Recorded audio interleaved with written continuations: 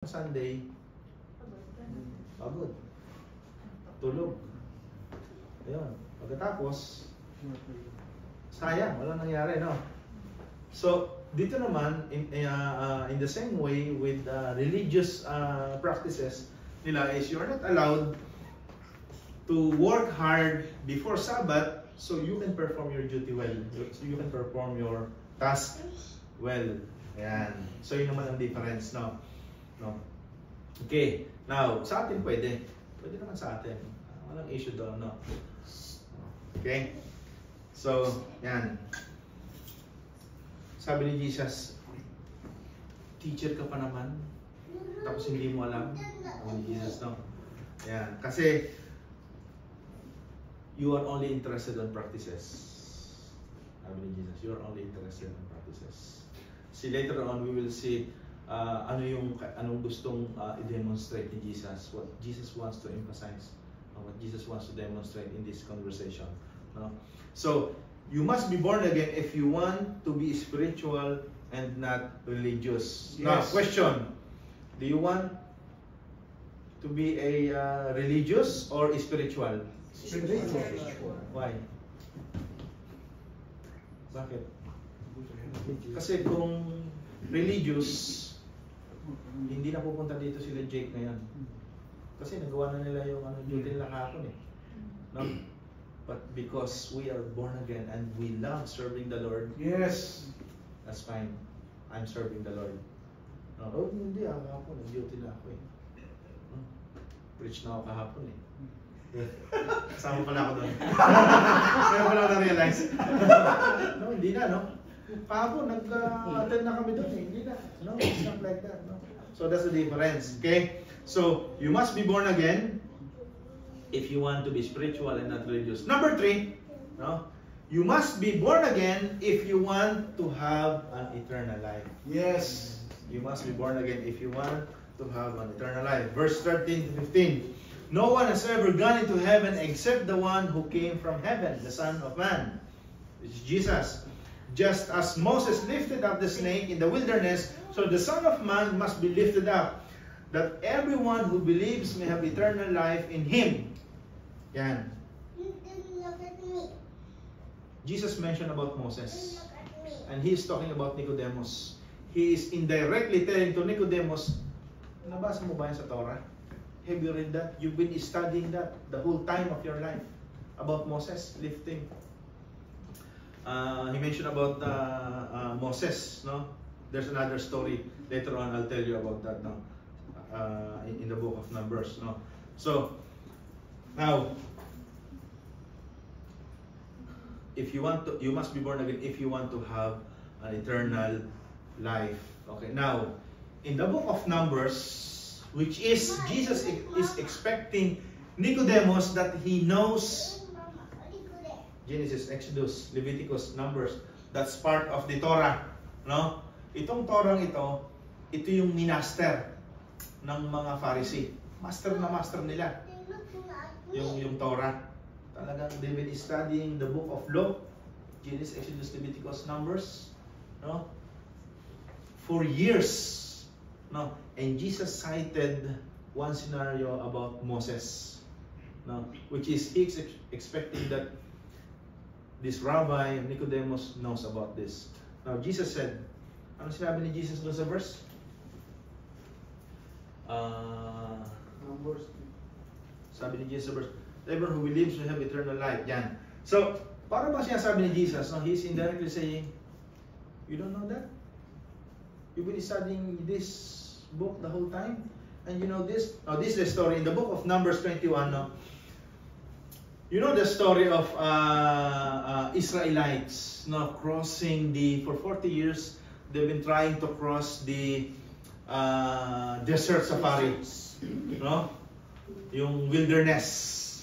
For 40 years, they've been trying to cross that, going to the promised land. Now, during their travel, during their journey in the wilderness, no, there comes a time that they're regretting, no, their situation, no? Para bang nagsisisi sila, no? Bakit ako sumunod dito? No, that's why it took them 40 years because of those kind of disobedience to Lord, especially to Moses. No, now God allowed one experience, no, in the middle of their journey, no, that there was God sent a fiery serpent. No, God sent a fiery serpent that whoever got bitten by this serpent will die. So many Israelites died. No, and then this is what Moses said, did. No, he made one brazen snake and then lifted up, and then any Israelites na tumingin who look up, and this snake will live. No, hindi mamamatay. Ayan. And there is a meaning of that. No, so this Nicodemus interpret that just a story, just a normal story. So siguro lahat ng mga points ng story nun, alam na alam ni Nicodemus.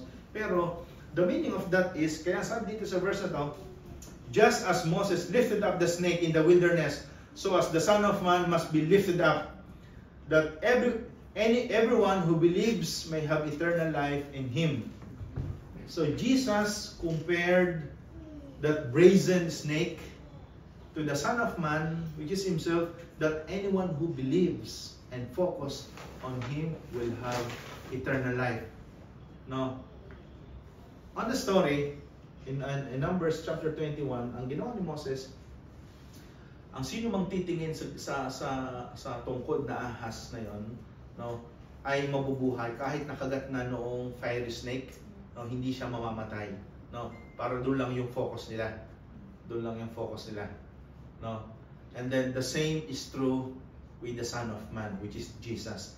Anyone who focuses and believes on Jesus will not die.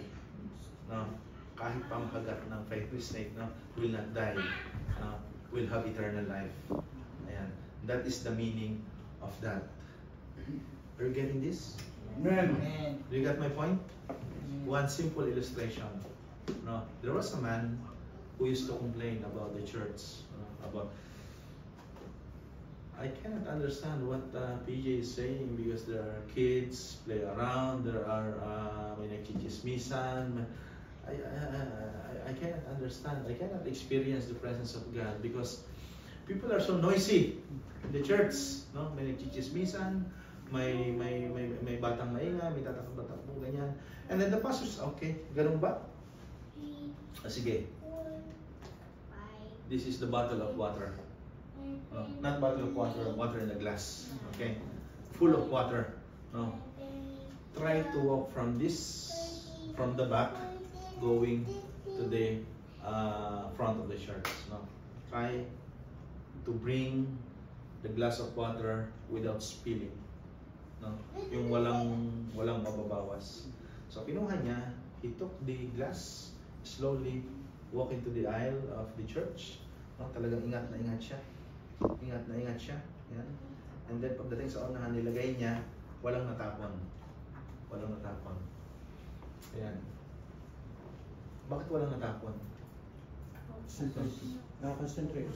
Yes. No. Nakita mo ba yung mga nag-iingay, nagtatawanan, or nagkukwento sa paligid? No. Why? Because you're focusing on that. Amen. Ayan. Amen? Amen. Ayan. So if you focus your eyes and trust in Jesus, hindi mo na makikita yung mga bagay na yan. Yes. You will experience the presence of God. Amen. You can really worship the Lord. Hallelujah. Kahit saan mo gustuhin. Amen. And that is the difference. Okay? So yan. You must be born again if you want to have an eternal life. Amen. Ayan. So the spiritual birth is not joining faith. Dito yung spiritual birth. If you join the church, no, I'm member of Faith Assemblies of God. I'm member of Pastor Nonoy. So that's my spiritual birth. I'm born again. Why? Because I'm member of Pastor Nonoy. Because I'm member of Faith Assemblies of God. I'm member of this church. No, that's why. No, I'm born again. That's my spiritual birth. No, then you become born again. No, you think that's how it is? No, being born again is being member of Faith Assemblies of God or member ni Pastor Nonoy? What do you think? No. That is not a spiritual birth. That's not being born again. No. Being born again, no, our favorite verse in 2 Corinthians 5:17. No, anong sabi ng 2 Corinthians 5:17? No. For God so loved the world. 2 Corinthians 5:17. Fruit of the Spirit. Yes. Yes. Oh, yes. No. The old has gone, the new has come. Sino dito yung mga binago na ni Lord? Amen. Amen.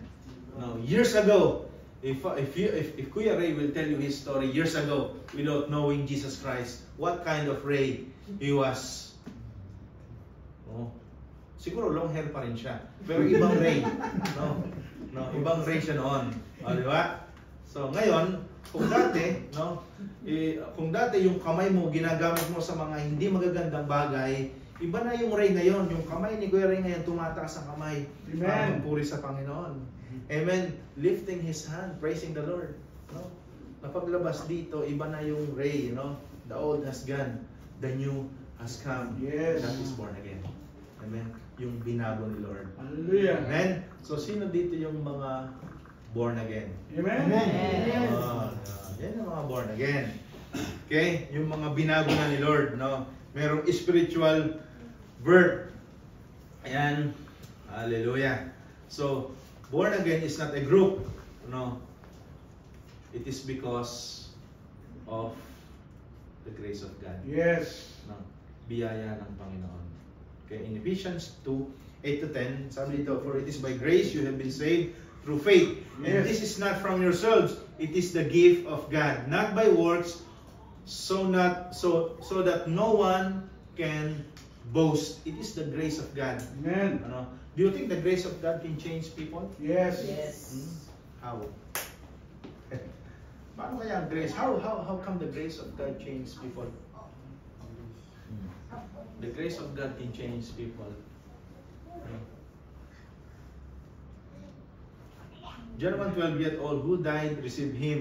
To those who believe in his name, he gave the right to become children of God.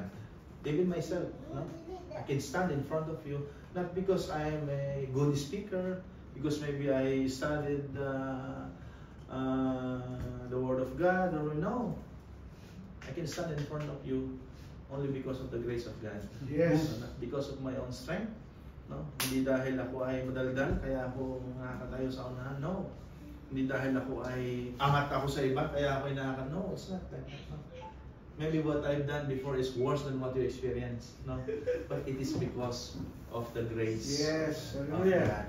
No? I think I already explained what grace of God looks like, in a simple illustration.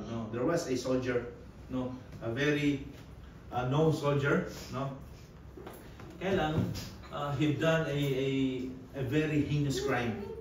A soldier done something against the law of the land, heinous crime, maybe he killed someone, and then he was in prison, nakulong siya.